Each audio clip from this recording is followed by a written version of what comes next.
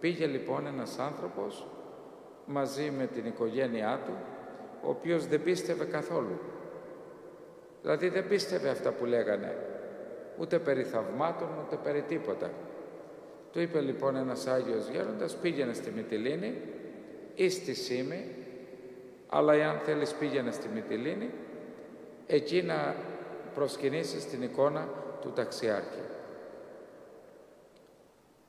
Πήγε κι αυτός για βόλτα, για να μην στερήσει στην οικογένειά του που θέλανε να πάνε να προσκυνήσουν τον Ταξιάρχη. Όταν πήγαν και πήγε να προσκυνήσει, τι είδε?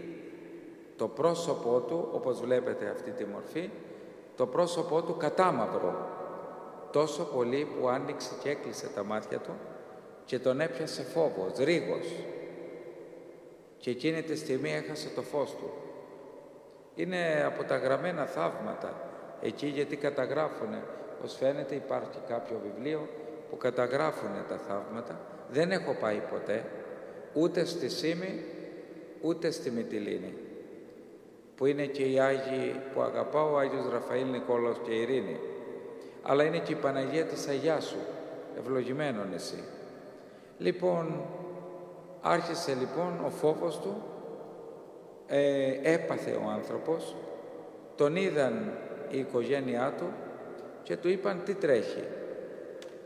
Ενώ η οικογένειά του έβλεπε τον Ταξιάρχη και χαμογελούσε και ήτανε κατακόκκινο το πρόσωπο έτσι και τα λοιπά, όπως κάνει αυτούς τους χρωματισμούς, ανάλογα όπως υποδέχεται τον κάθε άνθρωπο, αυτός τον έβλεπε κατάμαυρο. Τότε αμέσως βγήκε έξω, άρχισε να κλαίει ασταμάτητα και ξαναμπήκε μέσα. Και όπως τον έβλεπε μαύρο, ξαφνικά άρχισε να τον βλέπει να παρουσιάζεται ζωντανός, ολοζώντανος, με χρώματα κανονικά ανθρώπινα και να μην είναι μαύρος, αλλά να είναι κανονικά σαν δέρμα. Τον έκανε προστάτη.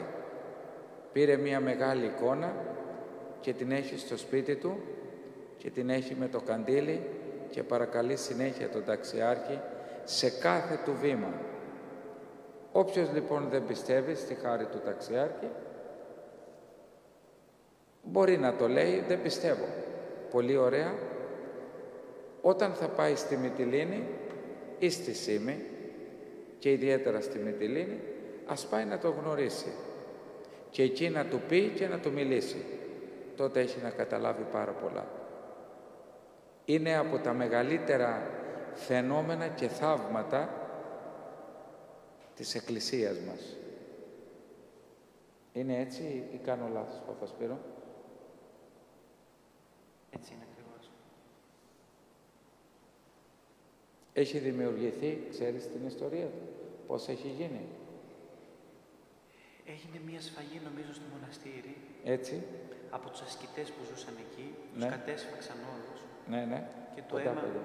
Και το αίμα που έπεσε στο χώμα κάτω και πότισε το χώμα εκεί του μοναστηριού, μαζεύτηκε αργότερα όλο αυτό το χώμα και φτιάχτηκε το πρόσωπο του Ταξιάρχη. Από το χώμα και το αίμα των μοναχών που σφάχτηκαν. Έτσι έγινε η εικόνα. Ας είναι βοήθειά μας.